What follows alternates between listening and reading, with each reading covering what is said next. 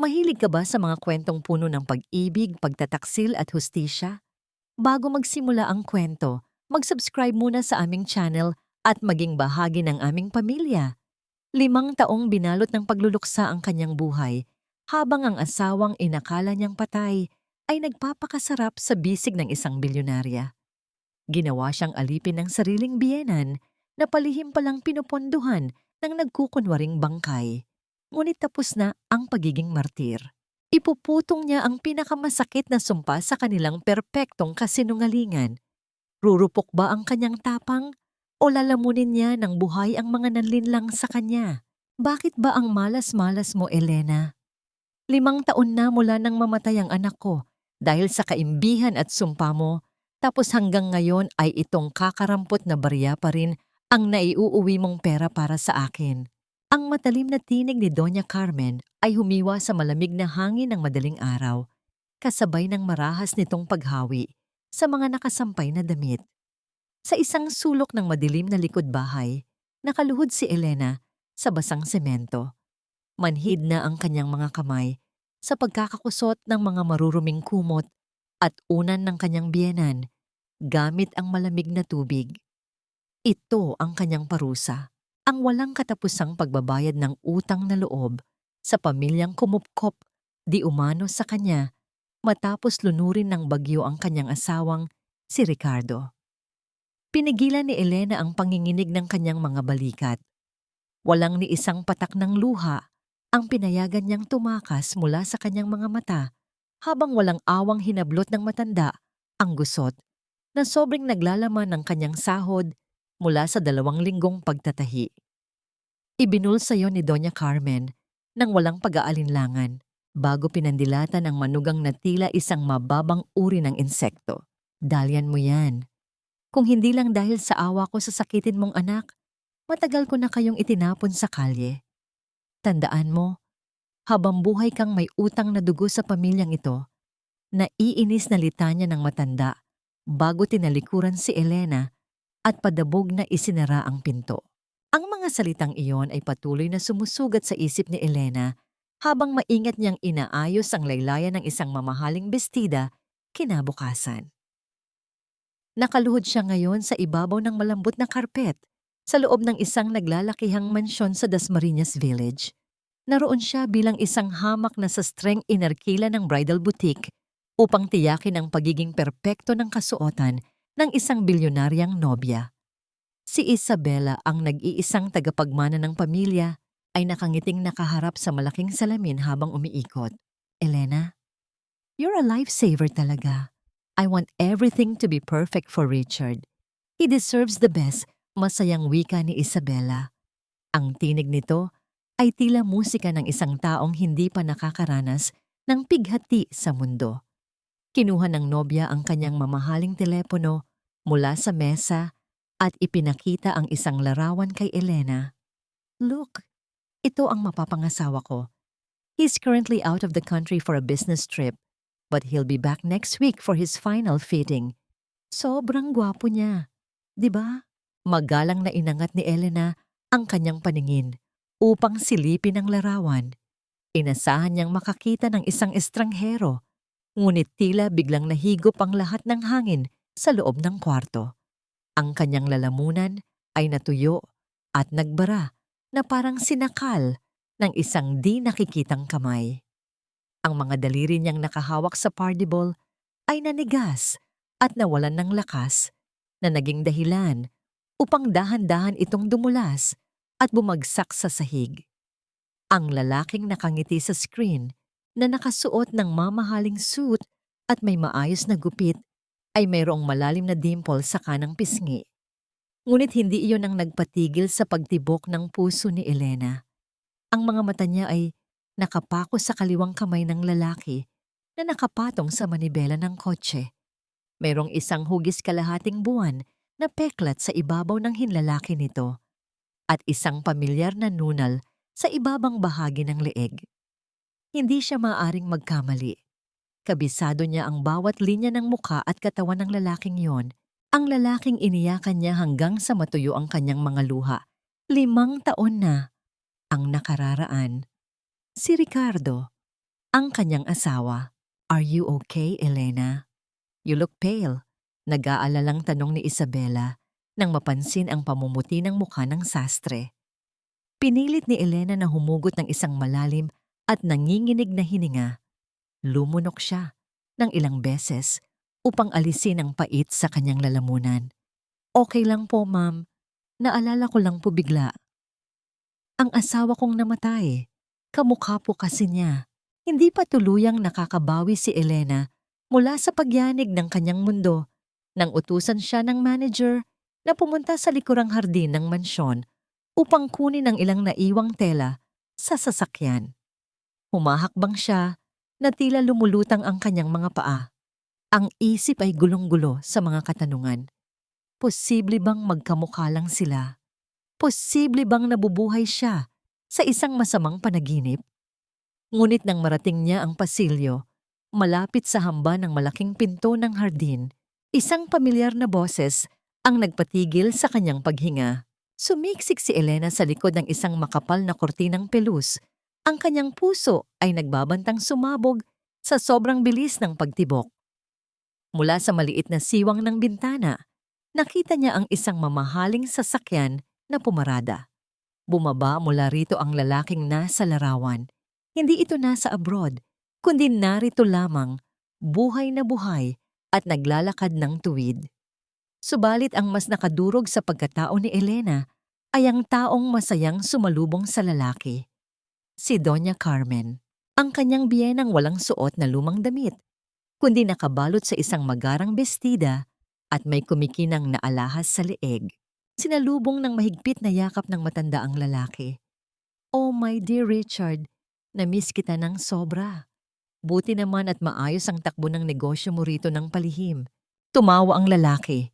Isang halakhak na 5 taong ina kay ni Elena sa kanyang mga alaala. Nag-abot ang lalaki ng isang makapal na kayumangging sobre na halatang puno ng pera kay Doña Carmen. "Siyempre naman ma, malapit na ang kasal. Konting tiis na lang at mapapasakin na ang buong kumpanya ng mga nakakatanga kong in-laws." "Paano na dyan sa bahay? Wala bang napapansin ang asawa kong tanga?" Mapang-uyam na ngumiti si Doña Carmen habang masayang sinusukat ang kapal ng sobre sa kanyang palad. "Sus, hayaan mo ang tangang yon na magpakakuba sa pagbabayad ng mga iniwan mong utang.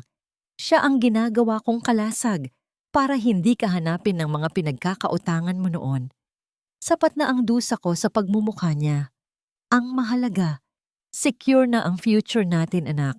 Unti-unting napahawak si Elena sa malamig na pader habang nadarama niya ang pagguho ng kanyang buong universo. Ang lahat ng kanyang pagtitiis, ang mga gabing hindi siya kumakain, maibili lang ng gamot ang kanilang anak, ang mga pang-aalipusta na tinanggap niya ng nakayuko. Lahat ng yon ay isa lamang palang malaking palabas.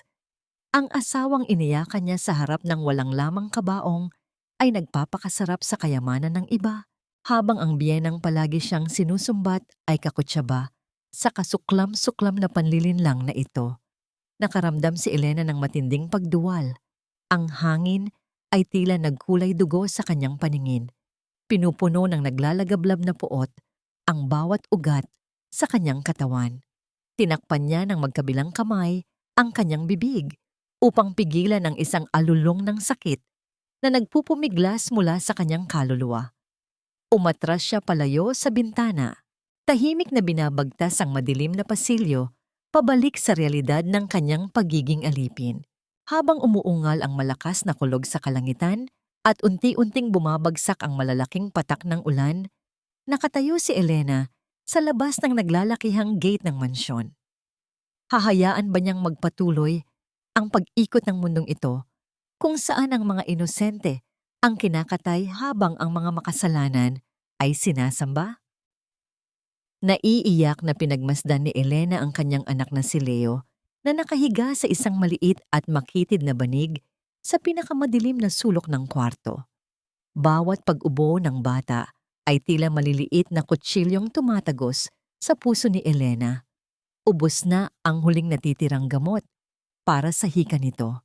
Ang kanilang maliit na bahay na dating tinatawag niyang tahanan kasama si Ricardo, ay ngayon ay isang malamig at masikip na kulungan na pinapatakbo ng walang pusong si Doña Carmen. Bumalik ang alaala ng kanyang biyenan kaninang umaga, ang pag-agaw nito sa kanyang pinaghirapang kita mula sa pagtatahi at ang mga salitang bumabaon sa kanyang isipan. Wala kang silbi, kundi ang magbayad ng utang. Sa unang pagkakataon sa loob ng 5 taon, naramdaman ni Elena ang tunay na kawalan ng pag-asa. Ngunit, kasabay ng kawalan ng pag-asa, may umusbong na malamig na determinasyon sa kanyang dibdib. Isang pangako sa sarili na hindi siya papayag na mamatay ang kanyang anak sa kapabayaan ng mga taong ito. Dahan-dahan niyang hinimas ang noo ni Leo, pinakiramdaman ang init ng lagnat nito. "Mama will find a way, anak," bulong niya, isang pangakong higit pa sa sarili niyang kapakanan. Nang makita ang matinding paghihirap ng anak, napagtanto ni Elena na ang pagtangis at pagdurusa ay hindi na sapat. Ang tanging paraan para iligtas si Leo ay ang yakapin ang dilim na unti-unting bumabalot sa kanya. Kailangan niyang maging mas malakas, mas matalas, at mas maparaan kaysa sa mga taong naglagay sa kanya sa sitwasyong ito. Nagising si Elena bago pa man sumikat ang araw. Sa murang cellphone na ibinigay sa kanya ni Isabela noon bilang pasasalamat sa pagkakagawa ng isang magarbo at maselang wedding gown para sa isang debutante na kanyang inirekomenda. Tinawagan niya ang manager ng bridal boutique. "Good morning, Miss Anya. Si Elena po ito, ang sastre na tumulong sa debutante noong 1 linggo. Boses niya ay pilit niyang ginawang mas malalim at mas kalmado. Iniiwasan ang anumang bakas ng panginginig o takot. Nais ko lang pong magtanong kung meron pa po kayong bakanteng posisyon. Kahit minor role lang po, masaya na po ako. Gusto ko po kasing makatulong sa pamilya ko." Nagulat si Miss Anya sa biglaang tawag, ngunit agad na natuwa nang maalala ang husay ni Elena sa pananahi. "Elena, oo naman, mayroon nga akong kailangan. Actually, ang groom at ang bride kailangan ng personal assistant na tutulong sa kanila sa mga errands nila dito sa mansyon, lalo na sa mga fitting. Pero may challenge lang. Minsan kasi, si groom, medyo suplado. Hindi siya gaanong komportable sa mga taong hindi niya masyadong kilala. Kaya ang naisip ko, baka pwede kang maging personal sastre nila para mas sanay ka na sa kanila. Pero kailangan mong tanggapin na kailangan mong laging nakasuot ng face mask at malaking salamin. Hindi kasi siya komportable sa mga taong malapitan ng mukha." Naramdaman ni Elena ang malamig na pawis na tumatagaktak sa kanyang sentido. Ito na ang pagkakataon. Ang kanyang maskara, ang kanyang pagkakakilanlan bilang isang ulila ay siyang magiging susi upang makalapit sa kanyang kaaway. "Walang problema po, Miss Anya. Tanggap ko po. Hindi po ako mapili sa trabaho basta't mapagkakakitaan para sa aking pamilya." Pinilit niyang iparinig ang sinseridad sa kanyang tinig kahit ang kanyang puso ay kumakabog na parang drum sa loob ng kanyang dibdib. Ang kanyang sariling alipin ay magiging kanyang kasuotan upang makalapit sa trono ng kanyang kaaway. Pagdating niya sa mansyon kinabukasan, handa na siya. Suot ang isang malaki at kupas na salamin na natagpuan niya sa lumang baul at isang plain na itim na face mask na binili niya mula sa pinaghirapan niyang pera. Siya ay tila isang bagong tao. Naglakad siya papasok sa mansyon, hindi na ang Elena na inalipusta ni Doña Carmen, kundi ang isang anino na handang maghintay. Ang kanyang unang misyon ay ang maging invisible, ang maging walang tunog, ang maging isang alipin na kayang pumasok sa pinakamalalim na sulok ng kanilang mundo nang hindi napapansin. "Huwag mong masyadong higpitan ang pagsukat, baka masira ang tela ng suit ko. Mahal yan, hindi mo kayang bayaran kahit magtrabaho ka pa rito ng 10 taon. Ang boses ni Richard ay malamig at puno ng pagmamataas, malayo sa malambing na tinig ni Ricardo na dati ay bumubulong sa pandinig ni Elena tuwing gabi. Sa loob ng marangyang silid na puno ng mga mamahalin at naggagandahang gamit, nakatayo si Elena sa likuran ng lalaking minsan niyang tinawag na asawa. Ang kanyang mga kamay, na nakasuot ng manipis na puting guwantes upang hindi direktang madikit ang balat sa mahal na tela, ay bahagyang nangangatog. Gamit ang tape measure, dahan-dahan niyang inikot ang braso ni Richard upang kunin ang sukat ng balikat nito. Ang distansya sa pagitan nila ay sapat na upang maamoy ni Elena ang pamilyar na bango ng lalaki. Isang halo ng mamahaling pabango na pilit itinatago ang likas na amoy ng kanyang balat. Ngunit sa bawat paghinga ni Richard, isang masakit na miyamay ang sumampal kay Elena. Noong sila pa ay namumuhay sa kahirapan, si Ricardo ay palaging nagpupuri sa amoy ng sabon na gamit ni Elena sa paglalaba ng kanyang mga polo. Isang simpleng barita ng sabon na abot kaya ng kanilang bulsa. Ngayon, ang lalaking ito na mukhang hari ay tila nandidiri sa presensya ng isang hamak na sastre. Bakit nanginginig ang mga kamay mo? Kung hindi mo kayang gawin ng maayos ang trabaho mo, sabihin mo lang sa manager nyo. Reklamo muli ni Richard habang tinitingnan ang kanyang sarili sa malaking salamin na may gintong frame. Hindi sumagot si Elena. Kinagat niya ang kanyang ibabang labi sa ilalim ng face mask hanggang sa malasahan niya ang pait ng sariling dugo. Ang bawat haplos ng tape measure sa katawan ni Richard ay tila pagdampi ng nagbabagang bakal sa kanyang kaluluwa. Gusto niyang isigaw ang pangalan nito, gusto niyang itanong kung bakit nagawa nitong iwan ang may sakit na anak. Ngunit ang tanging lumabas sa kanyang lalamunan ay ang tunog ng mabigat at pigil na paghinga. Ang kanyang puso ay parang isang basong dahan-dahang nagkakabitak-bitak, handang mabasag sa kaunting pagkakamali. Eksaktong natapos si Elena sa pagsukat ng bumukas ang pinto at pumasok si Isabela. Ang nobya ay tila isang anghel sa puting bestida. Lumapit ito kay Richard at malambing na yumakap sa braso ng lalaki. "Darling, tapos na ba? I want to treat you to lunch." "Oh, hi Elena. Ang galing mo talaga, tingnan mo." Bagay na bagay kay Richard ang napili nating style. Masayang wika ni Isabela bago tipid na hinalikan si Richard sa pisngi. Sa harap mismo ng mga mata ni Elena, yumuko si Elena ng malalim. Hinayaan ang kanyang malaking salamin na itago ang puot na nagliliyab sa kanyang mga mata. Sa bawat tawa ni Richard habang tumutugon sa halik ni Isabela, pakiramdam ni Elena ay unti-unti siyang nilalamon ng lupa. Ang sakripisyong ginawa niya sa loob ng 5 taon, ang pagtitiis sa gutom, ang pagkapagal ng katawan, ang pag-iyak gabi-gabi, ay tila isang malaking biro lamang sa harap ng kaligayahan ng 2 taong ito. Nang paalis na ang magkasintahan, mabilis na iniligpit ni Elena ang kanyang mga gamit. Ngunit bago siya tuluyang lumabas, isang maliit na bagay ang sadyang idiniin ng kanyang daliri sa ibabaw ng mesa sa tabi ng suit ni Richard. Ito ay isang lumang didal o thimble, isang gulanit, at kupas na kagamitang panahi na binili ni Ricardo para sa kanya noong unang anibersaryo nila, noong nangako itong hindi siya iiwan sa hirap at ginhawa. Naglakad papalayo si Elena. Ang bawat hakbang niya ay tila paglayo sa huling bakas ng kanyang pagiging martir. Habang nasa pasilyo, narinig niya ang mahinang tunog ng isang bagay na gumulong at tumama sa sahig sa loob ng silid. Sa loob ng kwarto, naiwan si Richard na mag-isa. Napansin niya ang maliit na didal sa sahig. Pinulot niya ito, at sa isang sandali, ang kanyang mukha ay nawalan ng kulay. Ang kanyang mga mata ay naningkit, at ang kanyang paghinga ay biglang bumigat. Saan galing ito? Imposible. Bulong niya sa kanyang sarili habang pilit na inaalala ang isang mukha mula sa nakaraan na matagal na niyang ibinaon sa limot. Nakatayo si Elena sa dulo ng pasilyo, nakatingin sa malayo, habang ang kanyang puso ay patuloy na nadudurog sa bawat tibok.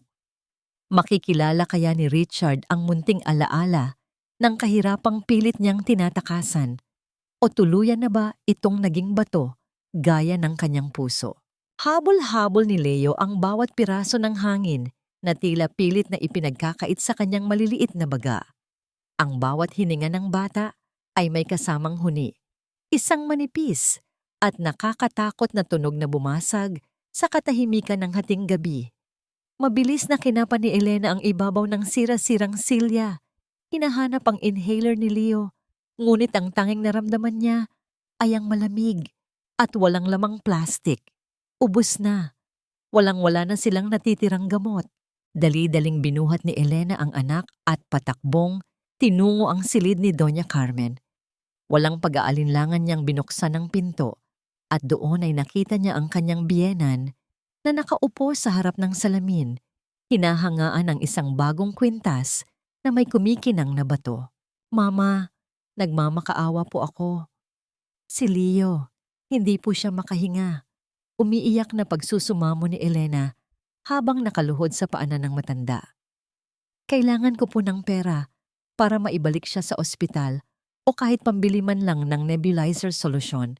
Kahit magkano lang po, babayaran ko sa susunod kong sweldo. Tumingin si Doña Carmen sa kanya ng may pandidiri. Marahas nitong itinago ang kwintas sa loob ng drawer. Wala akong pera, Elena. Akala mo ba ay madaling kumuha ng pera sa panahong ito? Ang kapal din ng mukha mong humingi sa akin pagkatapos mong magdala ng malas sa anak ko. Kung talagang mahal mo ang anak mo, humanap ka ng paraan nang hindi mo ako iniistorbo sa pagtulog ko. Pero mama, suot niyo po ang bagong alahas. Nakita ko po. Hindi natapos ni Elena ang kanyang sasabihin nang mabilis siyang sampalin ng matanda. Huwag mo akong pagbintangan. Umalis ka na, bago ko pa kayo tuluyang itapon sa kalsada. Sigaw ni Doña Carmen, bago padabog na itinulak si Elena palabas ng silid. Wala nang panahon para sa galit. Binuhat ni Elena ang nanghihinang anak. Binalot ito ng isang manipis na kumot at lumabas ng bahay sa gitna ng bumubuhos na malakas na ulan. Bawat patak ng ulan ay tila libo-libong karayom na tumutusok sa kanyang balat habang tumatakbo siya sa madilim na kalsada. Wala siyang pera para sa taxi, kaya't sa bawat hakbang ng kanyang mga paa sa baha, ang tanging naririnig niya ay ang hirap na paghinga ni Leo sa kanyang balikat. Narating niya ang pampublikong ospital na basang-basa at halos mawalan na rin ng hininga. Sa loob ng malamig at maingay na pasilyo, inilapag niya ang anak sa isang stretcher. Ang lahat ng kanyang huling barya, ang perang itinabi niya para sana sa pagkain nila sa susunod na araw, ay ibinigay niya sa pharmacy para sa isang dosis ng gamot. Habang nakaupo sa tabi ng kama ni Leo, pinagmamasdan ni Elena ang unti-unting pag-regular ng hininga ng anak dahil sa nebulizer. Ang kanyang puso ay unti-unting naging bato. Sa bawat tunog ng monitor ng ospital, isang sumpa ang nabubuo sa kanyang isipan. Hinding-hindi niya mapapatawad ang mga taong nagkait ng hininga sa kanyang anak habang sila ay nagpapakasasa sa kayamanan. Kukunin niya ang lahat mula sa kanila, ang kanilang pera, ang kanilang dangal, at ang kanilang kaligayahan. Sa gitna ng katahimikan, nanginginig na hinawakan ni Elena ang kamay ni Leo at nagsimulang umawit ng isang mahina at malambing na lulabay. Ang kanyang boses, bagamat paos, ay puno ng pagmamahal na pilit niyang pinagkakapit sa gitna ng unos. Ang bawat nota ay tila isang pangako ng pagbangon mula sa putikan. Nabalik lamang ang kanyang diwa nang marinig niya ang mahinang tunog ng notification mula sa kanyang lumang telepono na nasa bulsa ng kanyang basang jacket. Inakala niyang mensahe iyon mula sa manager ng shop, ngunit ang nakita niya ay isang hindi kilalang numero. Ma, naipadala ko na ang bonus mo para sa buwan na ito. Huwag mong kakalimutang itago ang resibo at siguraduhin mong hindi malalaman ng babaeng iyan na may pera ka. Konting tiis na lang, malapit na akong maging opisyal na tagapagmana ng mga Lopez. Ang bawat salita sa mensahe ay tila laso na dumadaloy sa ugat ni Elena. Ang mensaheng iyon ay para kay Doña Carmen, ngunit dahil sa luma at magkaparehong SIM card na nakarehistro pa rin sa pangalan ni Ricardo noon, ito ay aksidenteng pumasok sa telepono ni Elena. Napunit ang huling hibla ng awa sa puso ni Elena. Ang kanyang asawa ay hindi lamang pala basta nagtago. Pinaplano pa nito ang pagsira sa isang pamilya para sa pera, habang hinahayaan ang sariling anak na mamatay sa hirap. Hinawakan ni Elena ang telepono nang napakahigpit hanggang sa mamuti ang kanyang mga buko-buko. Ang gabi ay madilim, ngunit sa kanyang mga mata ay nagliliyab ang isang apoy na hinding-hindi na muling mapapatay ng kahit anong ulan. Malamig ang hangin sa loob ng Garden Cafe, isang tagong kainan na napalilibutan ng matatayog na halaman malayo sa ingay ng kalsada. Nakaupo si Elena sa isang sulok, suot ang isang malapad na sombrero at ang kanyang malaking salamin. Kunwari ay abala siya sa pagbabasa ng menu, ngunit ang kanyang pandinig ay nakatuon sa 2 taong nakaupo sa table sa likuran ng malalabay na dahon ng paku. "Huwag kang masyadong maingay, ma. Baka may makarinig sa atin," narinig niyang bulong ni Richard. Ang boses nito ay puno ng pag-iingat, ngunit may halong pananabik. Sino namang makakarinig? Lahat ng tao rito ay abala sa sarili nilang mundo. Sagot ni Doña Carmen habang humihigop ng mamahaling tsaa. "Sigurado ka ba sa plano mo, Richard? Paano kung maghinala ang tatay ni Isabela?" "Hindi siya maghihinala. Nagawa ko nang ilipat ang ilang titulo ng lupa sa pangalan ni Paulo. Si Paulo ang gagamitin nating front. Sa mata ng batas, siya ang nagmamay-ari, pero sa atin ang kontrol. Kapag kasal na kami ni Isabela, unti-unti nating kukunin ang lahat ng shares ng pamilya nila sa kumpanya. Magiging bilyonaryo na tayo, ma. Hindi na natin kailangang bumalik sa butas na pinanggalingan natin." Naramdaman ni Elena ang isang matinding kurot sa kanyang dibdib. Paolo, ang pinsan ni Ricardo na isang sugarol at walang trabaho, ang gagamitin nilang kasangkapan upang nakawin ang yaman ng ibang tao.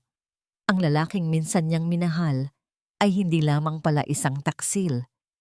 Isa rin itong bihasang magnanakaw na walang pinipiling biktima. "Mabuti naman kung ganoon," wika ni Doña Carmen nang may malutong na tawa. "Nagsasawa na rin akong makita ang pagmumukha ng asawa mo sa bahay. Tuwing makikita ko siya, naaalala ko lang ang kahirapan natin noon. At iyong batang iyon, si Leo. Bakit ba buhay pa ang batang iyon? Isang sakitin at pabigat lang sa atin. Kung hindi dahil sa kanya, matagal na sana nating napaalis si Elena." Sa sandaling iyon, tila huminto ang pag-ikot ng mundo ni Elena. Ang kanyang kanang kamay na nakahawak sa baso ng tubig ay nagsimulang manginig sa matinding galit. Ang bawat salita ng kanyang biyenan ay tila lason na sumasakal sa kanyang puso. Pabigat? Ang sariling apo na dugot laman nila, tinatawag nilang pabigat? Napahigpit ang hawak ni Elena sa baso. Naririnig niya ang mahinang tunog ng pagkakabitak ng kristal sa ilalim ng kanyang mga daliri. Isang matalas na kirot ang gumuhit sa kanyang palad nang mabasag ang baso, ngunit hindi siya gumalaw. Hindi siya dumaing. Ang sakit sa kanyang palad ay walang-wala kumpara sa sugat na nilikha ng mga salita ni Doña Carmen sa kanyang kaluluwa. Ang huling butil ng awa na mayroon siya para sa matanda ay tuluyan ng natunaw, pinalitan ng isang malamig at matalim na hangarin para sa hustisya.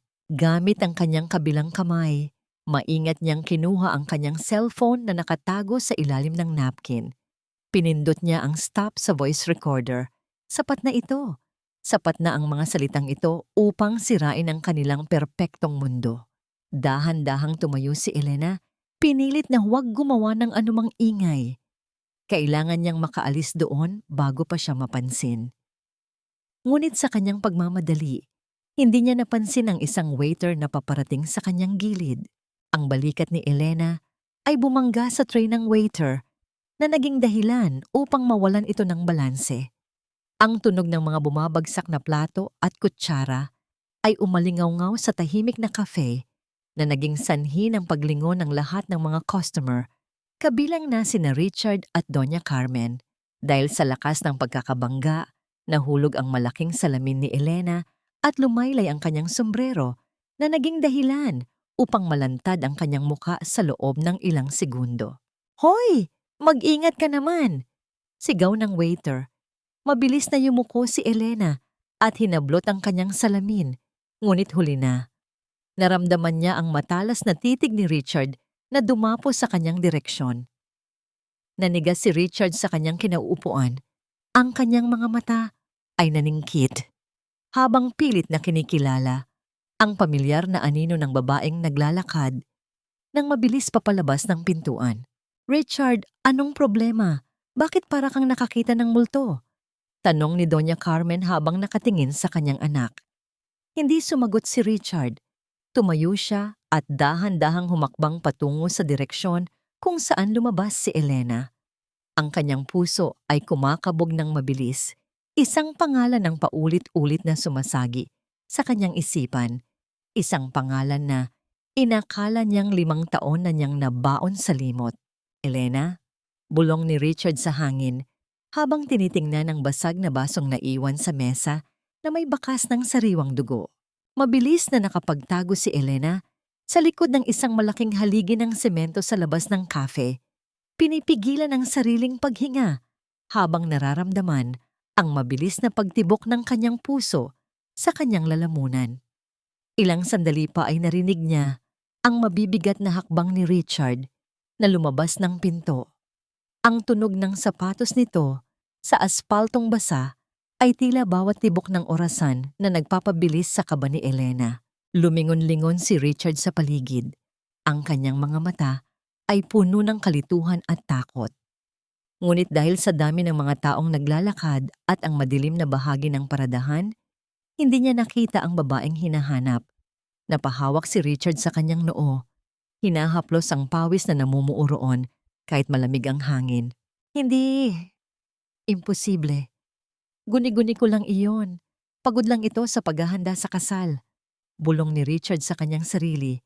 Pilit na kinukumbinsi ang isipan na ang mukhang nakita niya ay isang anino lamang ng nakaraang matagal na niyang ibinaon. Bumalik siya sa loob ng cafe na nanginginig ang mga tuhod. Tila isang taong nakakita ng multo sa gitna ng tanghali. Kinabukasan, bumalik si Elena sa mansyon ng mga Lopez. Sa ilalim ng kanyang maskara at malaking salamin, walang makakakita sa malamig na ngiti na nakaguhit sa kanyang mga labi. Habang abala ang lahat sa pag-aayos ng mga bulaklak sa hardin, palihim na nagtungo si Elena sa ikalawang palapag.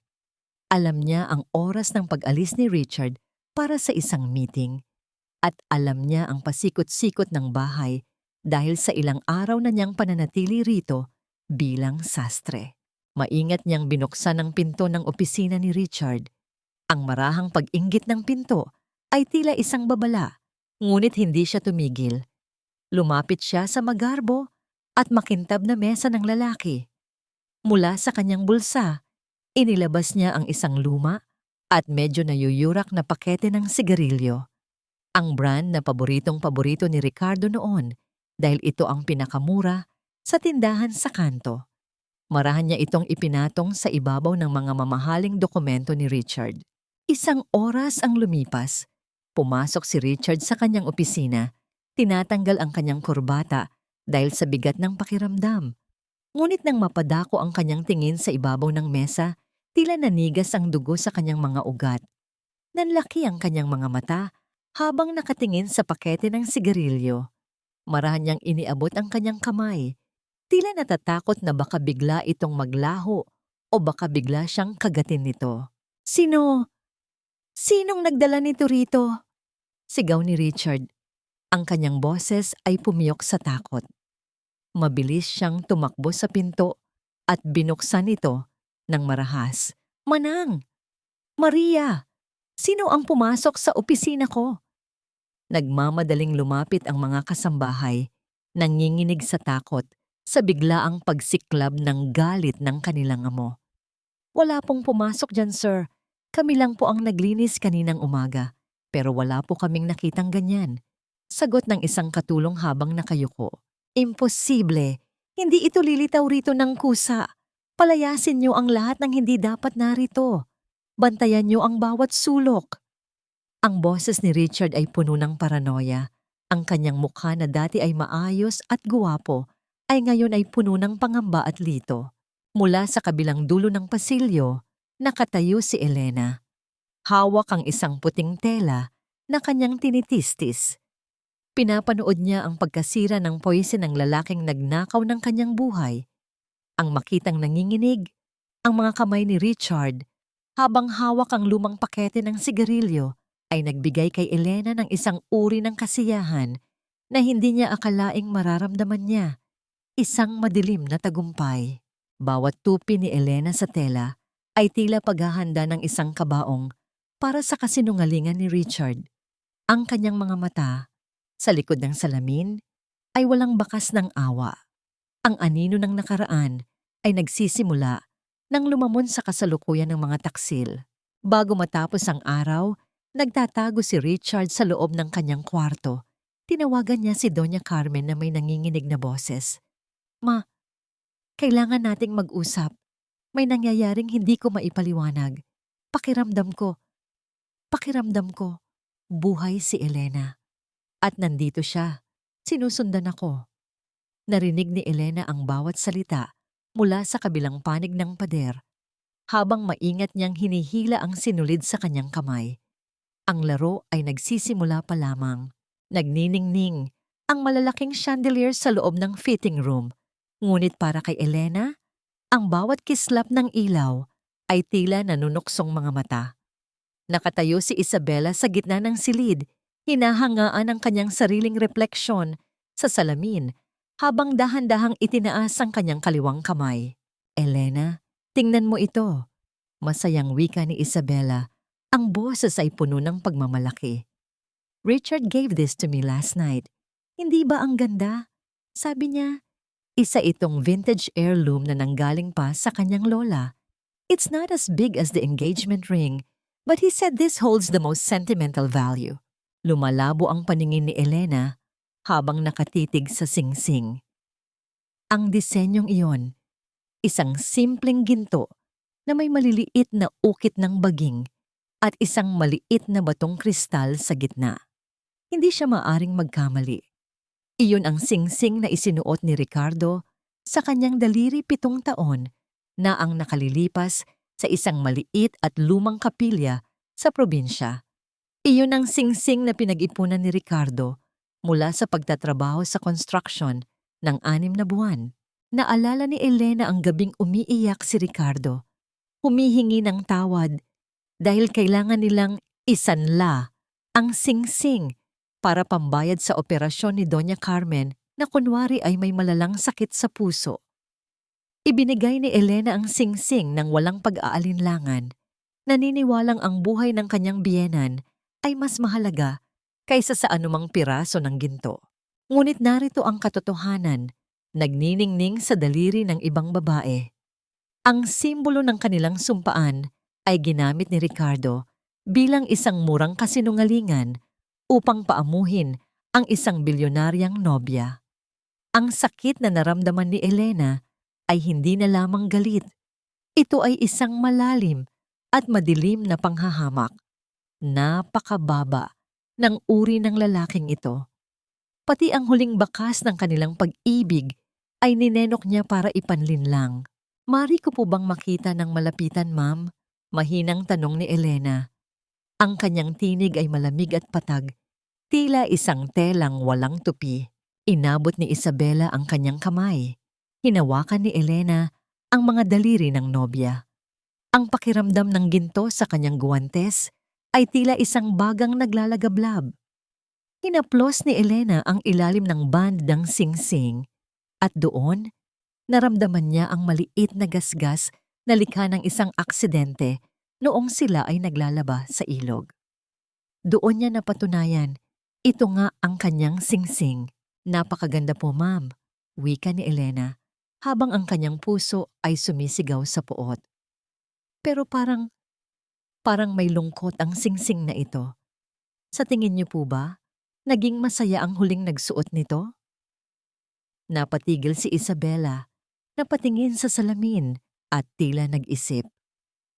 What an odd thing to say, Elena. Pero alam mo, minsan pakiramdam ko ay may mga lihim si Richard na hindi niya sinasabi sa akin. He's perfect, but sometimes he looks so scared of his own shadow. Ngumiti si Elena sa likod ng kanyang maskara, isang mapait at matalim na ngiti. Ang mga lalaki po, ma'am, ay mahilig magtago ng mga lumang gamit para itago ang kanilang mga lumang pagkakamali. Pero ang totoo, ang nakaraan ay palaging nahahanap ang daan pabalik. Nagpatuloy si Elena sa pag-aayos ng laylayan ng gown ni Isabela. Ang bawat tusok ng karayom sa tela ay tila pagtusok niya sa puso ng kasinungalingan ni Ricardo. Sinadya niyang magtanong ng kaswal tungkol sa mga kwento ni Richard sa kanyang pamilya. Unti-unting nagtatanim ng maliliit na buto ng pagdududa sa isipan ng inosenteng nobya. Elena, you talk like someone who has seen so much of the world. Puna ni Isabela habang tinititigan ng sastre. Ang asawa mo siguro, napakaswerte sa'yo dahil napaka-observant mo. Huminga ng malalim si Elena. Ang amoy ng mamahaling tela at pabango sa silid ay tila sumasakal sa kanya. Patay na po ang asawa ko, ma'am. Sagot niya ng walang pag-aalinlangan. Namatay po siya noong araw na pinili niyang maging ibang tao. Sa mata ng Diyos, isa na lamang siyang ligaw na kaluluwa. Natahimik ang buong silid. Tanging ang tunog ng paghinga ni Isabela ang naririnig. Ang kislap ng singsing sa daliri ng nobya ay tila naging maputla sa ilalim ng mabigat na atmosfera. I'm sorry to hear that, bulong ni Isabela. Huwag po kayong mag-alala, ma'am. Pagtatapos ni Elena habang mabilis na inililigpit ang kanyang mga gamit. Ang mga patay ay hindi nananatiling nakabaon, lalo na kung meron silang naiwang utang na hindi pa nababayaran. Lumabas si Elena ng silid nang hindi lumilingon. Ang kanyang anino sa mahabang pasilyo ng mansyon ay tila isang babala ng paparating na unos. Ang singsing na yon, na dati ay simbolo ng kanyang pag-asa, ay magiging huling pako sa kabaong ng dangal ni Ricardo. Napatigil si Elena sa tapat ng kanilang maliit na gate. Ang kanyang mga kamay na may hawak na supot ng tinapay ay biglang nawalan ng lakas. Sa gitna ng maputik na daan, nakakalat ang kanyang mga manipis na unan, ang ilang pirasong damit ni Leo, at ang luma niyang makinang panahi na ngayon ay nakatihaya sa basang lupa. Ang bawat gamit na itinapon ay tila piraso ng kanyang pagkatao na muling niyurakan sa putikan. Anong ibig sabihin nito? Bulong ni Elena, ang kanyang boses ay nanginginig habang mabilis na nilapitan ang kanyang mga gamit. Bumukas ang pinto ng bahay at lumabas si Doña Carmen, bitbit ang isang baso ng juice at may suot na bagong salamin sa mata. Ang mukha nito ay walang bakas ng awa, kundi puno ng isang mapang-aping tagumpay. Ibig sabihin niyan, Elena, ay kailangan niyo nang lumayas dito. Ibinenta ko na ang bahay at ang lupang ito kaninang umaga. May nakakuha na ng titulo at kailangan na nilang linisin ang area para sa bago nilang itatayo. Wika ni Doña Carmen ng may kaswal na tono. Tila ba nag-uusap lang sila tungkol sa ulam? Ibinenta? Pero mama, saan kami pupunta ni Leo? Ito lang ang tanging bahay na mayroon kami. At ang perang pinambili rito, galing iyon sa pinaghirapan namin ni Ricardo noon. Sigaw ni Elena. Ang kanyang mga mata ay naniningkit sa hindi maipaliwanag na sakit. Huwag mo akong masigaw-sigawan. Ang perang sinasabi mo ay kulang pa sa lahat ng inubos ko sa pagpapalaki sa anak ko. At huwag kang mag-alala kay Richard dahil ang perang nakuha ko rito ay idadagdag niya bilang puhunan sa kanyang malaking negosyo. Mas kailangan niya ang pera kaysa sa inyong dalawa na pabigat lang sa buhay ko. Pagtatapos ng matanda, bago lumapit kay Elena at marahas siyang itinulak papalayo sa pintuan. Wala na kayong silbi sa akin. Tapos na ang pagiging mabait ko sa inyo. Naramdaman ni Elena ang matigas na semento sa kanyang likuran nang siya ay mabuwal. Sa likod niya, lumitaw si Leo mula sa gilid ng isang malaking puno. Ang bata ay nanginginig sa takot habang hawak ang kanyang lumang laruang truck. Mabilis na lumapit ang bata kay Elena at yumakap ng mahigpit sa kanyang leeg. Mama, bakit po tinatapon ni Lola ang mga gamit natin? Saan po tayo matutulog? Tanong ni Leo. Ang kanyang munting boses ay basag na sa pag-iyak. Hindi sumagot si Elena. Binuhat niya ang anak. Naramdaman ang mabilis na tibok ng puso ng bata laban sa kanyang dibdib. Tumingin siya sa bahay na 5 taon niyang pinagsilbihan, ang bahay kung saan siya nagtiis ng gutom at pang-aalipusta dahil sa maling akala na pamilya ang turing sa kanya rito. Ang bawat tisa at pako ng bahay na yon ay tila tumatawa sa kanyang kamangmangan. Pinulot ni Elena ang kanyang mga basang damit at ang ilang mahahalagang gamit. Inilagay ang mga ito sa isang malaking sako. Wala siyang ibang matutuluyan. Wala siyang pamilyang matatakbuhan. Sa gitna ng dilim at papalapit na ulan, naglakad siya habang karga si Leo. Ang bawat hakbang ay tila pagpunit sa huling hibla ng kanyang pagiging martir. Narating nila ang likurang bahagi ng bridal shop. Doon ay may isang maliit na bodega o storage room na puno ng mga lumang kahon at tela. Dahil sa awa ng manager na si Miss Anya, pinayagan silang mamalagi roon ng pansamantala.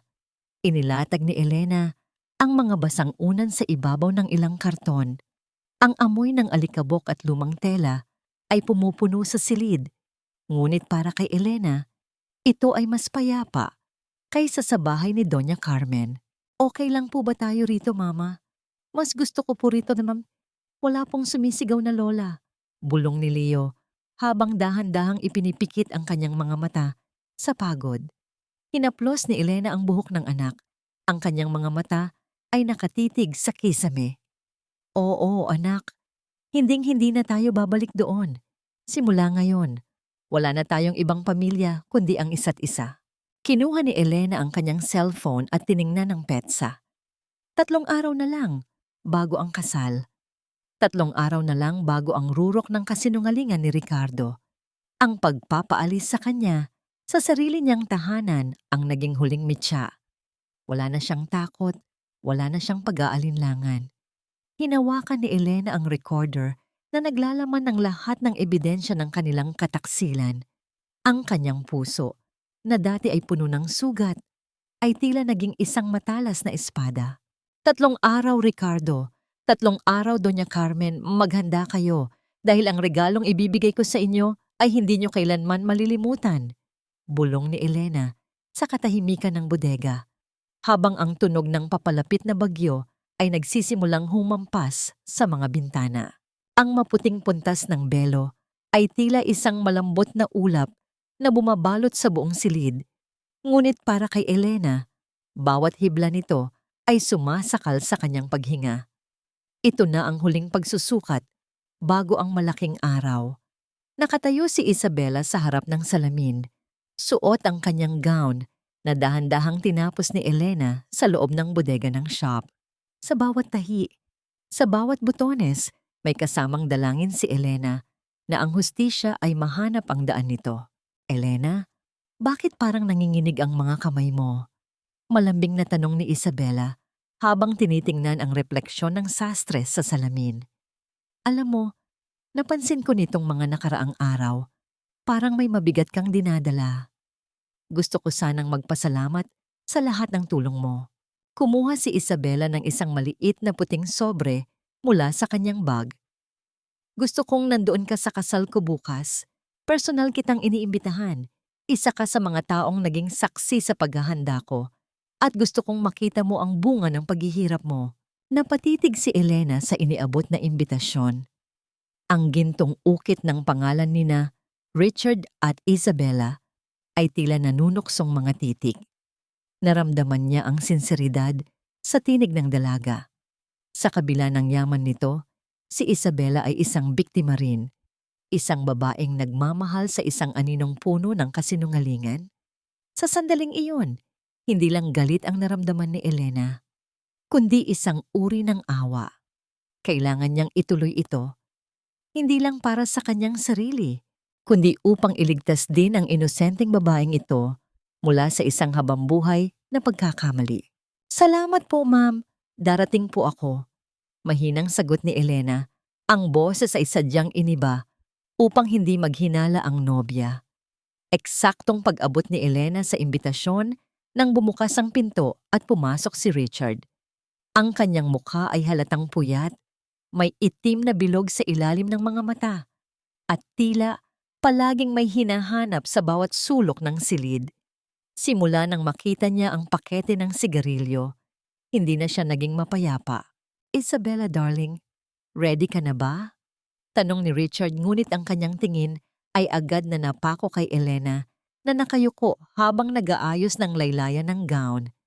Richard, look, I invited Elena to the wedding. She's been so wonderful. Masayang balita ni Isabela. Hindi sumagot si Richard. Lumapit siya kay Elena. Ang kanyang mga hakbang ay mabigat at puno ng pagduda. Bakit hanggang ngayon ay nakasuot ka pa rin ng maskara? At bakit parang palagi kang umiiwas kapag tinitingnan kita? Tanong niya. Ang boses ay puno ng awtoridad at paranoia. Mayroon po akong malalang skin allergies, sir. Utos po ng manager na huwag itong tanggalin para hindi makahawa sa mga tela. Sagot ni Elena, sadyang ginawang makapal at paos ang kanyang punto gaya ng isang matandang galing sa malalayong probinsya. Ngunit hindi na kontento si Richard. Bigla nitong hinawakan ang braso ni Elena at pilit na itinaas ang kanyang kamay upang tanggalin ang maskara ng sastre. Hindi ako naniniwala. Ipakita mo ang mukha mo. Mabilis na umatras si Elena. Ang kanyang puso ay kumakabog na parang gustong lumabas sa kanyang dibdib. Sir, huwag po. Labag po ito sa batas ng shop.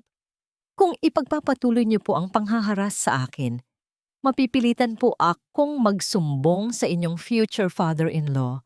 Ayaw niyo po sigurong magkaroon ng iskandalo isang araw bago ang kasal niyo, hindi ba? Napatigil si Richard. Ang pagbanggit sa tatay ni Isabela ay tila isang malamig na tubig na nagpalamig sa kanyang galit. Binitawan niya ang braso ni Elena, ngunit ang kanyang mga mata ay nanatiling nanunuri. Umalis ka na. Tapos na ang fitting.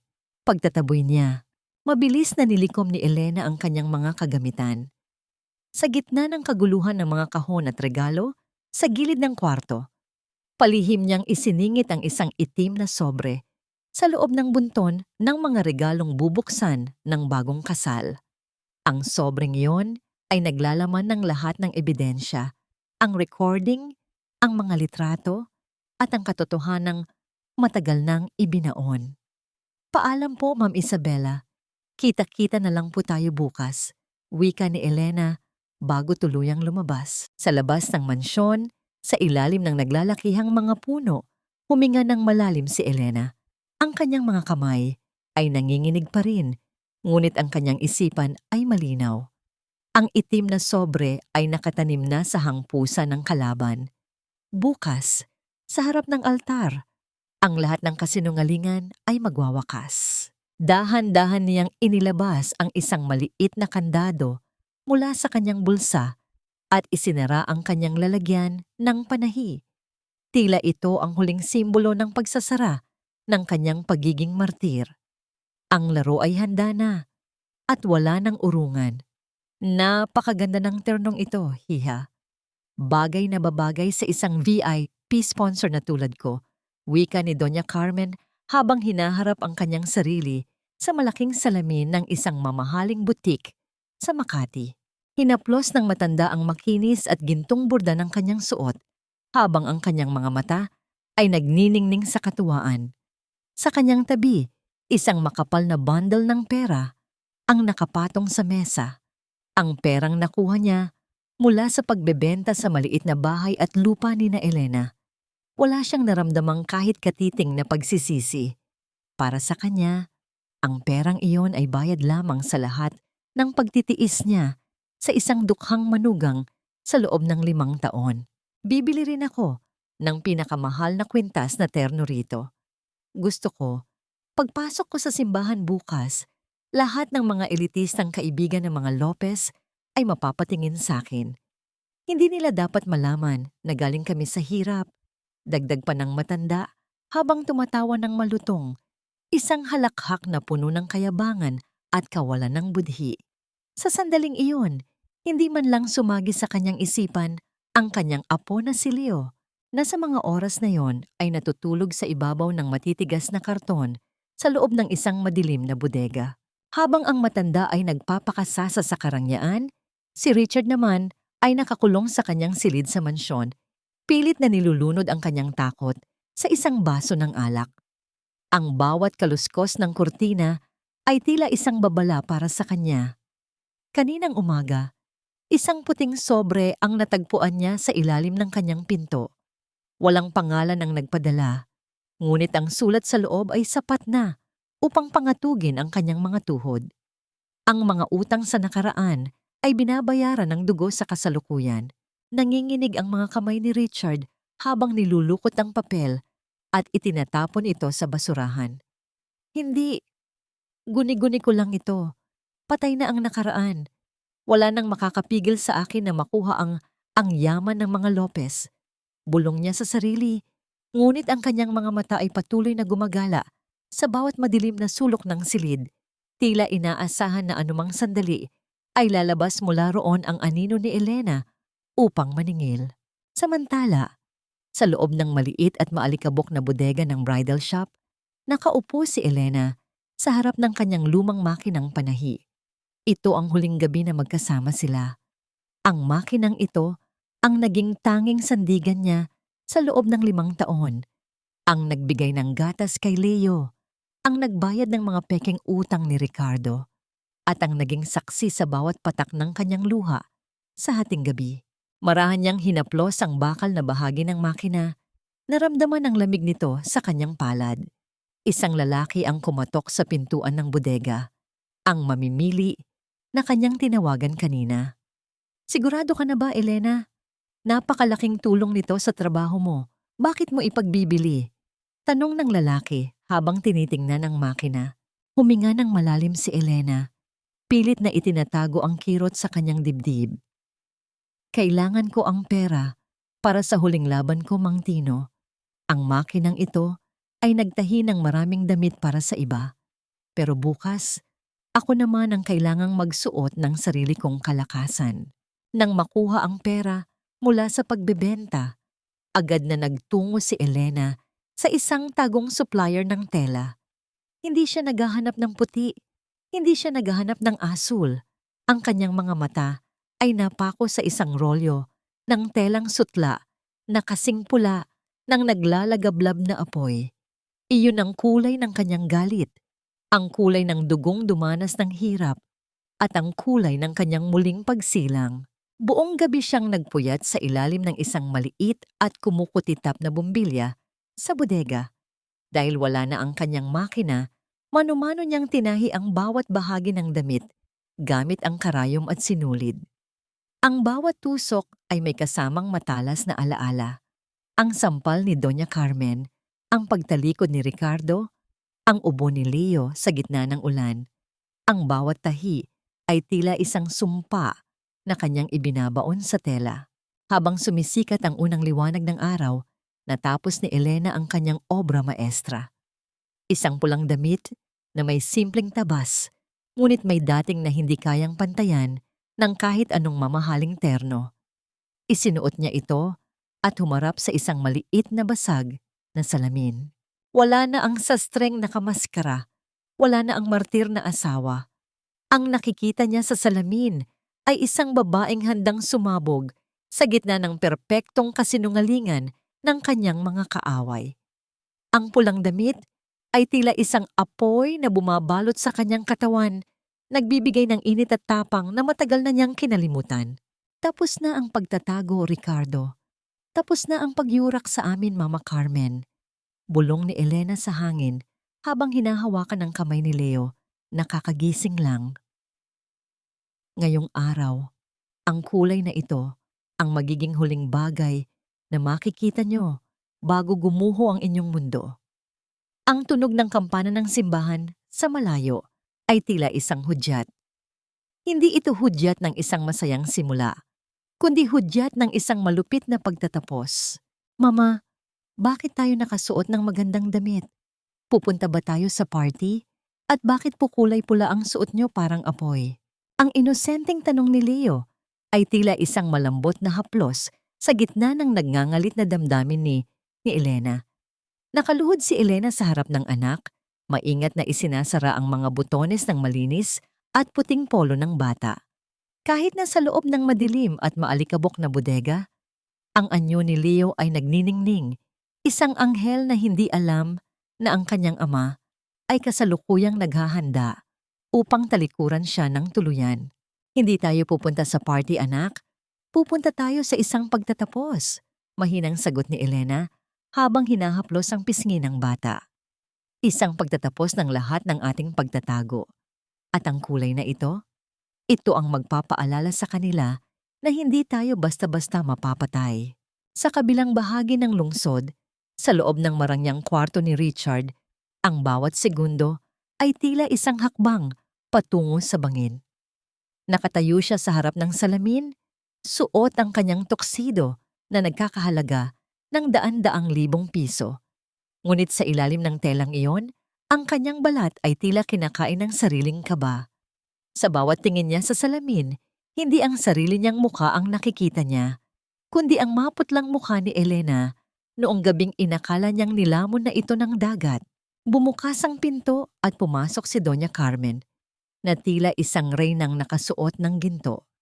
Ang bawat hakbang ng kanyang sapatos ay gumagawa ng isang matigas at nakakairita na tunog sa makintab na sahig. Richard, anak, napakagwapo mo. Sa wakas, ngayong araw ay opisyal na tayong magiging bahagi ng mga Lopez. Wala nang makakapigil sa atin.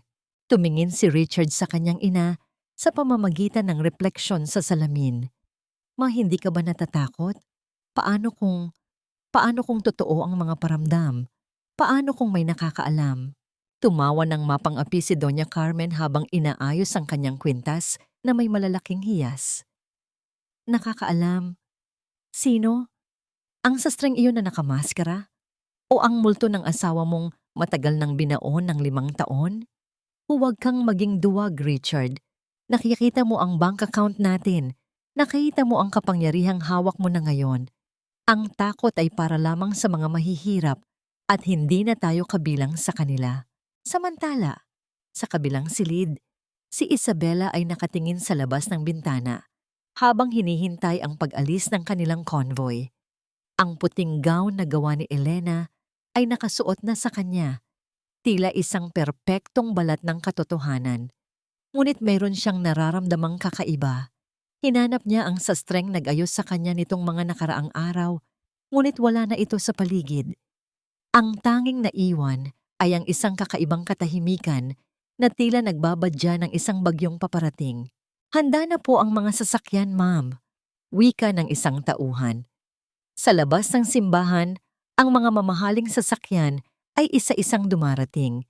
Lumilikha ng isang parada ng karangyaan sa gitna ng kalsadang puno ng mga taong nagmamasid. Ang bawat bisitang bumababa ay tila isang simbolo ng tagumpay na inaasam-asam ni Richard.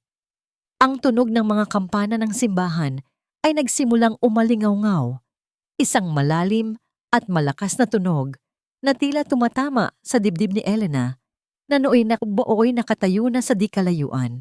Nakatayo si Elena sa kabilang panig ng kalsada, sa ilalim ng anino ng isang malaking puno. Hawak niya ang kamay ni Leo ng napakahigpit, habang ang kanyang pulang damit ay kumakaway sa hangin gaya ng isang bandila ng digmaan. Pinapanood niya ang pagbaba ni na Doña Carmen at Richard mula sa sasakyan. Ang kislap ng mga alahas ni Carmen at ang mayabang na tindig ni Richard ay tila mga insultong humahampas sa kanyang pagkatao. Huminga ka ng malalim, Elena. Bulong niya sa sarili habang nararamdaman ang lamig ng recorder sa loob ng kanyang maliit na bag. Ngayong araw, ang bawat luhang pumatak sa telang tinali mo ay magiging isang baha na lulunod sa kanilang lahat. Nagsimulang maglakad si Elena patungo sa pintuan ng simbahan. Ang bawat hakbang ng kanyang mga paa ay may kasamang bigat ng 5 taong paghihirap. Ang mga taong nakapaligid ay napapalingon sa kanya, hindi dahil sa ganda ng kanyang mukha, kundi dahil sa kakaibang aura ng kapangyarihan at puot na dala ng kanyang pulang kasuotan sa gitna ng dagat ng mga taong nakaputi at nakaginto. Narating niya ang mga baitang ng simbahan. Ang malaking pinto ng katedral ay dahan-dahang nagsasara upang simulan ang seremonya. Sa loob, ang musika ay nagsisimula ng tumugtog, isang malambing na himig na tila nagpapatulog sa budhi ng mga makasalanan. "Mama, natatakot po ako," bulong ni Leo habang nakatingin sa matatayog na pinto. Tumingin si Elena sa kanyang anak. Ang kanyang mga mata ay nagniningning sa determinasyon. "Huwag kang matakot, Leo. Hindi tayo nandito para masaktan. Nandito tayo para bawiin ang pangalan mo." Isang hakbang na lang at papasok na sila sa loob. Ngunit sa sandaling iyon, isang security guard ang humarang sa kanilang daan. "Miss, bawal po ang pumasok na hindi kasama sa listahan." "Sino po sila?" Tinitigan ni Elena ang gwardiya. Dahan-dahan niyang tinanggal ang kanyang malaking salamin. Inilalantad ang kanyang mga mata na tila may apoy na naglalagablab sa loob. "Sabihin mo sa kanila, ang tunay na may-ari ng seremonyang ito ay dumating na." Dahan-dahang inilabas ni Elena ang gintong imbitasyon mula sa kanyang maliit na bag. Ang kinang ng mga titik sa ibabaw ng mamahaling papel ay tila sumasampal sa gwardiyang nakaharang. "Ito ang imbitasyon ko mula mismo kay Ma'am Isabela Lopez." Ako ang sastreng tumahi ng kanyang gown. May utos siyang kailangan kong nandoon sa loob para ayusin ang kanyang laylayan bago siya humarap sa altar, wika ni Elena sa isang boses na malamig at puno ng awtoridad. Napatingin ang gwardiya sa imbitasyon, pagkatapos ay sa bata, at huli sa pulang damit ni Elena. Bagamat nagtataka sa kakaibang kulay ng kanyang suot, wala itong nagawa, kundi ang yumuko at buksan ang malaking pinto ng katedral. Ang pagbukas ng pinto ay lumikha ng isang mahaba at mabigat na tunog. Tila isang babala na ang pinto sa pagitan ng kasinungalingan at katotohanan ay tuluyan ng nabuksan. Sinalubong si Elena ng amoy ng sariwang mga bulaklak at insenso.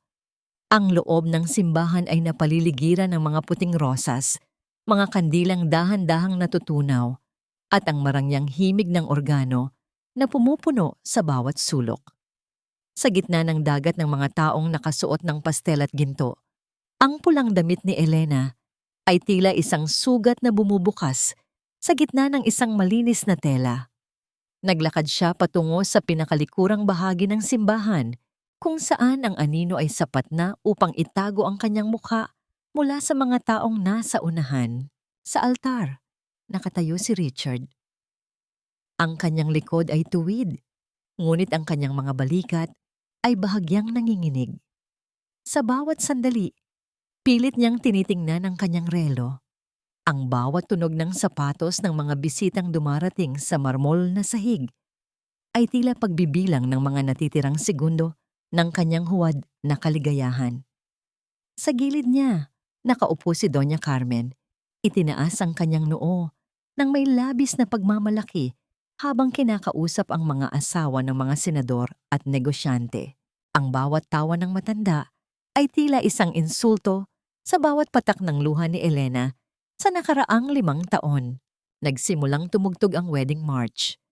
Ang malalaking pinto ng simbahan ay muling bumukas ng dahan-dahan. Naroon si Isabela, tila isang panaginip sa kanyang puting gown. Habang naglalakad ang nobya, napansin ni Elena ang bawat tahi na ginawa niya. Ang mga detalyeng siya ang nagpuyat, ang mga disenyo na siya ang nag-isip.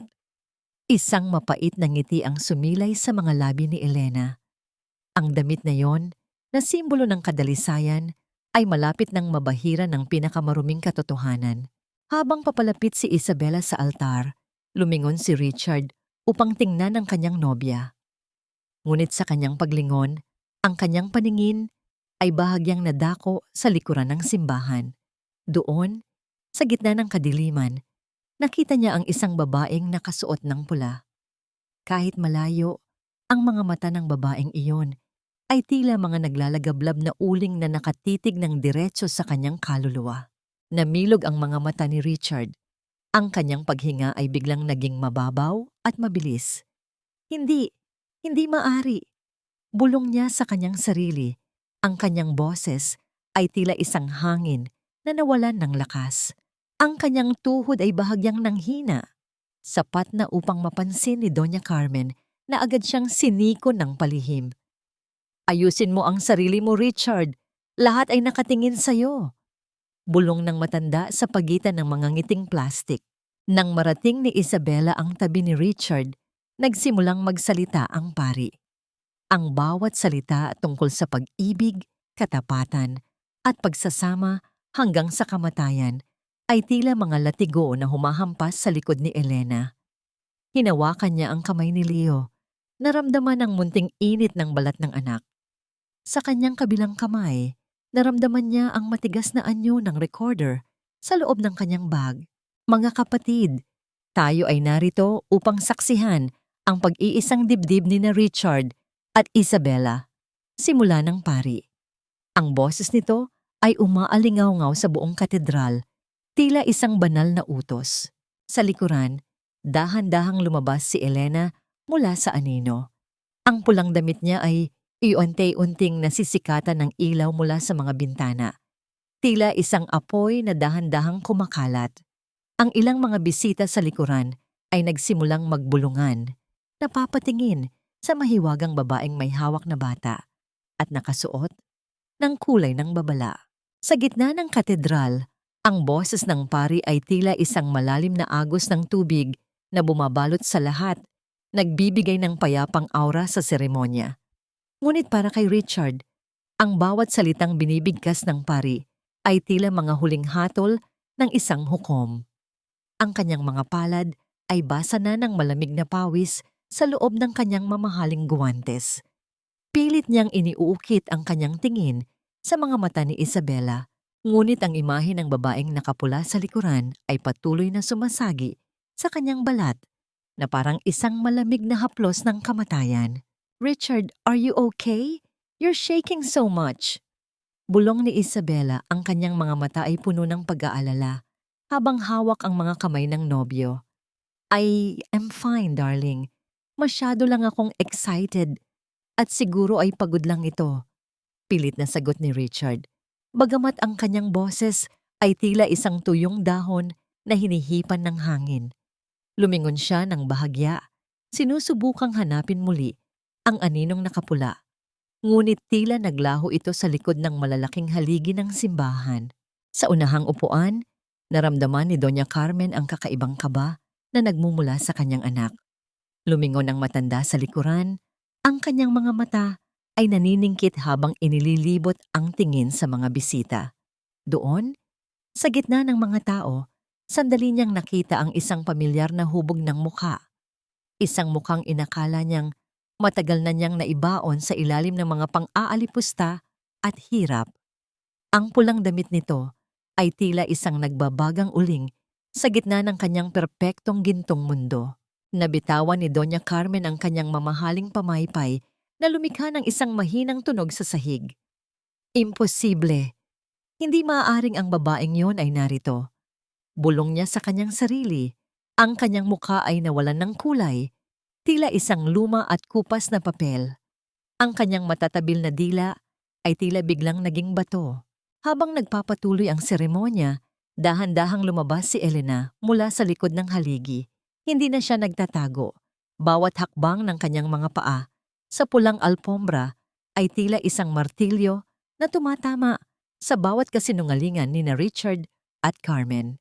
Ang kanyang pulang damit ay humahampas sa hangin, tila isang nagngangalit na apoy na handang tupukin ang buong altar.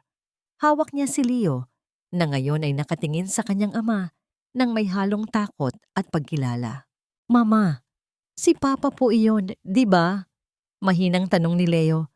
Ang boses ng bata ay tila isang matalim na karayom na tumagos sa katahimikan ng simbahan. Oo, Leo, siya nga iyon. At ngayong araw, makikilala niya kung sino talaga ang iniwan niya. Sagot ni Elena. Ang kanyang tinig ay puno ng isang uri ng kapayapaan na nakakatakot pakinggan. Nagsimulang magbago ang ihip ng hangin sa loob ng katedral. Ang mga bisita ay nagsimulang maglingunan. Nararamdaman ang bigat ng presensya ng babaeng nakapula na dahan-dahang naglalakad patungo sa gitna. Ang bulungan ay tila isang mahinang ugong ng mga bubuyog na unti-unting lumalakas. Nakarating ang pari sa pinakakritikal na bahagi ng seremonya. Huminga ito ng malalim at tumingin sa lahat ng mga naroroon. Mga kapatid, kung meron mang sino man sa inyo ang may sapat na dahilan o tumututol upang ang kasalang ito ay hindi matuloy, mangyaring magsalita ngayon o habang buhay na manahimik. Ang katahimikan na sumunod ay tila isang mahabang segundo na walang katapusan. Ang tanging naririnig ay ang mahinang pag-ugong ng mga electric fan at ang mabilis na paghinga ni Richard. Tumingin si Richard kay Doña Carmen na ngayon ay nanginginig na sa kanyang upuan. Dahan-dahang itinaas ni Elena ang kanyang kamay. Ang bawat mata sa loob ng simbahan ay napako sa kanya. Ang kanyang pulang damit ay nagniningning sa ilalim ng mga ilaw ng katedral, tila isang hudyat ng paparating na paghuhukom.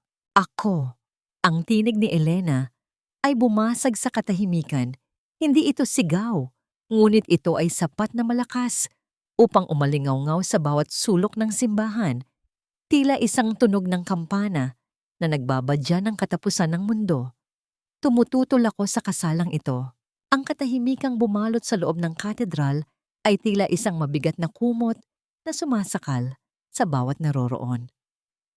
Ang boses ni Elena ay patuloy na umuuga sa matatayog na pader ng simbahan, tila isang sumpa na hindi kayang burahin ng kahit anong banal na awitin. Ang lahat ng mata, mula sa mga pinakamayamang pamilya sa Manila hanggang sa mga koro sa itaas, ay nakapako sa babaeng nakasuot ng pulang-pulang damit na dahan-dahang naglalakad patungo sa altar. Elena, iisang baliw ang babaeng ito. Security! Nasaan ang mga gwardiya? Ilabas niyo ang impostorang ito. Ang tili ni Doña Carmen ay bumasag sa katahimikan. Ang kanyang boses ay pumiyok sa takot na pilit itinatago ng galit. Nanginginig ang kanyang mga kamay habang itinuturo si Elena. Ang kanyang gintong terno ay tila naging maputla sa harap ng pulang kasuotan ng kanyang manugang. Wait! Huwag niyo siyang hawakan! Ang sigaw ni Isabela ay pumigil sa mga gwardiyang papalapit na sana kay Elena. Lumingon si Isabela kay Richard. Ang kanyang mukha na dati ay puno ng kagalakan ay ngayon ay nababalot ng matinding pagdududa at sakit. Richard, sino siya? Bakit niya sinasabing kasal ka sa kanya? At bakit para kang nakakita ng multo? Si Richard ay hindi makapagsalita. Ang kanyang lalamunan ay tila pinunong ng buhangin. Ang bawat hakbang ni Elena ay tila pagguho ng kanyang pinakaiingatang kaharian. Nang makarating si Elena sa harap ng altar, ilang pulgada na lamang ang layo mula sa kanya. Dahan-dahang itinaas ni Elena ang kanyang kamay at hinawakan ang braso ni Leo. Ricardo o Richard, kung iyan ang gusto mong itawag sa sarili mo. Simula ni Elena. Ang kanyang tinig ay malamig na parang yelo, ngunit kasing talim ng labaha. Tumingin ka sa mga mata ng anak mo. Ang anak na hinayaan mong maghingalo sa ulan habang ikaw ay nagpaplano kung paano nanakawan ang pamilyang ito. 5 taon mo kaming pinagluksahan, 5 taon kaming nabaon sa utang na ikaw ang gumawa habang ikaw ay nagpapakasarap sa pera ng ibang tao. Huwag kang maniwala sa kanya, Isabela. Hindi ko siya kilala. Pakana lang ito ng mga kalaban ko sa negosyo. Sigaw ni Richard, pilit na humahawak sa kamay ni Isabela. Ngunit marahas itong binawi ng nobya. Hindi natinag si Elena. Inabot niya ang isang flash drive sa wedding coordinator na nakatayo malapit sa sound system na noon ay litong-lito rin sa nangyayari. Isalang niyo iyan. Ipakita niyo sa lahat kung sino ang bayaning Richard na sinasamba niyo. Sa loob ng ilang segundo, ang malaking screen sa loob ng simbahan na dapat sana ay magpapakita ng mga pre-wedding photos ng magkasintahan ay napuno ng mga dokumento. Lumitaw ang orihinal na marriage contract ni Ricardo at Elena, ang larawan ni Richard bago siya namatay na walang pagkakaiba sa mukha ng lalaking nasa altar. At ang pinakamasakit sa lahat, isang audio recording na nakuha ni Elena sa cafe. Ang boses ni Doña Carmen ay umalingaw-ngaw sa buong katedral. Bakit ba buhay pa ang batang yon si Leo? Pabigat lang sa atin. Magiging bilyonaryo na tayo, Richard. Ang mga bisita ay sabay-sabay na napasinghap. Ang tunog ng mga bulungan ay tila isang malakas na alon na humahampas sa altar. Ang kahihiyan ay tila isang malapot na putik na bumabalot kina Richard at Doña Carmen. Hayop ka! Manlilin lang! Isang matunog na sampal ang dumapo sa pisnggi ni Richard mula kay Isabela. Ang tunog ng palad na tumama sa balat ay tila isang hudyat ng katapusan. Ginamit mo ako. Ginamit niyo ang pamilya ko. Isabela, makinig ka. Hindi natapos ni Richard ang kanyang sasabihin nang ang tatay ni Isabela, ang makapangyarihang tungkwan, ay lumapit at marahas siyang hinablot sa kurbata. Huwag mong dudumihan ang pangalan ng anak ko, Ricardo. Ipatapon ang mga basurang ito sa presinto. Ngayon din. Ang utos ng matanda ay tila kulog na nagpatahimik sa lahat. Dinaluhong ng mga gwardiya sina Richard at Doña Carmen. Ang matanda ay naglulupasay sa sahig. Ang kanyang mga mamahaling alahahas ay nagkalat habang isinisigaw ang mga salitang wala nang nakikinig. Si Richard naman ay nakayuko. Ang kanyang tuksido ay gusot-gusot. Tila isang basahang itinapon matapos pakinabangan. Nakatayo si Elena sa gitna ng lahat, hawak ang kamay ni Leo. Wala siyang naramdamang kagalakan sa nakikitang paghihirap ng dalawa, kundi isang malalim na pakiramdam ng katarungan.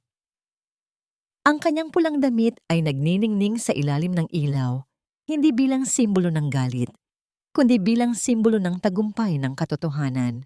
Tumingin si Elena kay Isabela, na ngayon ay umiiyak sa bisig ng kanyang ama. Patawad, Isabela, hindi ko gustong sirain ang araw mo, pero mas ayaw kong sirain mo ang buong buhay mo sa isang kasinungalingan. Tumalikod si Elena at dahan-dahang naglakad papalabas ng simbahan. Ang bawat hakbang niya sa pulang alpombra ay tila pagtanggal ng lahat ng tinik sa kanyang puso. Nang marating niya ang pintuan, sikat ng araw ang sumalubong sa kanya at kay Leo. Ang tunog ng mga sasakyan ng pulis na papalapit ay tila isang malamyos na musika para kay Elena. Ang bagyo ay natapos na. Ang anino ay naglaho na. Isang taon ang mabilis na lumipas.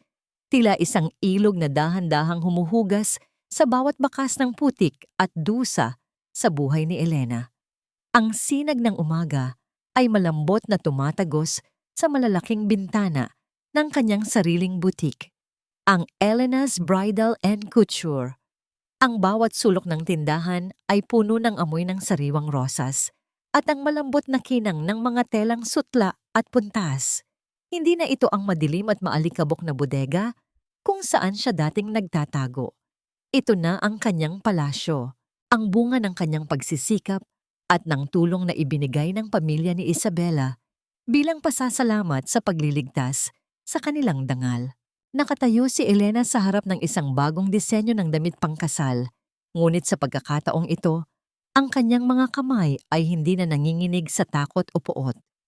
Ang kanyang mga daliri, na dati ay puno ng kalyo mula sa sapilitang pagtatrabaho para kay Doña Carmen, ay ngayon ay gumagawa ng mga obra maestra para sa mga taong tunay na nagmamahalan.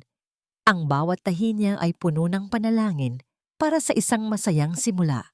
Isang bagay na ipinagkait sa kanya noon, ngunit natagpuan niya sa kanyang sariling lakas. Narinig ni Elena ang mahinang tunog ng pagbukas ng pinto at ang mabilis na yabag ng maliliit na paa sa makintab na sahig. Mama, tingnan niyo po ang drawing ko sa school. Nakakuha po ako ng star. Ang masayang tinig ni Leo ay pumuno sa silid. Ang bata ay mukhang malusog. Mapula ang mga pisngi at wala na ang nakakatakot na huni sa kanyang paghinga. Ang sikat ng araw ay tila nakikipaglaro sa kanyang buhok habang ipinapakita ang kanyang gawa. Napakagaling ng anak ko, bulong ni Elena habang niyayakap ng mahigpit ang anak. Sa yakap na yon, naramdaman niya ang tunay na kahulugan ng tagumpay. Hindi ito ang makitang naghihirap ang kanyang mga kaaway, kundi ang makitang masaya at ligtas ang kanyang anak. Sa kabilang panig ng lungsod, malayo sa karangyaan ng butik ni Elena, isang matandang babae ang nakaupo sa gilid ng kalsada. May hawak na maduming plastik na baso at nakasuot ng gulanit na damit. Si Doña Carmen, na dating nagmamalaki sa kanyang mga gintong alahas, ay ngayon ay namumulot ng mga tirang pagkain sa basurahan matapos siyang itakwil at pagnakawan din ng kanyang sariling pamangkin na si Paulo. Ang bawat taong dumarating ay tinitingnan siya ng may pandidiri. Hindi alam na ang matandang ito ay dati ring naging reyna ng kasinungalingan. At si Richard? Ang kanyang mga araw ay dumadaloy sa loob ng malamig at masikip na rehas ng bilangguan. Binubuno ang parusa para sa kasong bigami at malakihang panlilinlang. Ang tanging kasama niya ay ang pagsisisi na huli na para sa lahat. Ang bawat pader ng selda ay tila nagpapaalala sa kanya ng mga mukha ni na Elena at Leo, ang pamilyang itinapon niya para sa isang pangarap na naging abo. Humarap si Elena sa malaking salamin ng kanyang butik. Hindi na ang sastreng nakamaskara ang kanyang nakikita, kundi isang babaeng nagniningning sa sarili nitong liwanag. Napagtanto niya na ang tunay na kapayapaan ay hindi ang paghihiganti. Ito ang hindi na pagkakaroon ng puwang para sa galit sa kanyang puso. Pinatawad na niya ang kanyang sarili sa pagiging bulag noon at sa pagpapatawad na yon, tuluyan na siyang nakalaya. Mama, tara na po. Sabi niyo po ay kakain tayo ng ice cream. Aya ni Leo habang hinihila ang kanyang kamay. Ngumiti si Elena, isang ngiting abot hanggang sa kanyang mga mata.